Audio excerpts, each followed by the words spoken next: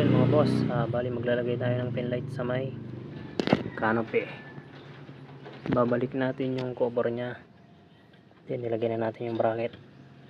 Kasi kung di natin lalagyan ng cover yan, singaw siya, pangit tignan. Kaya dapat mas maganda kung ganito to. Yan mga boss,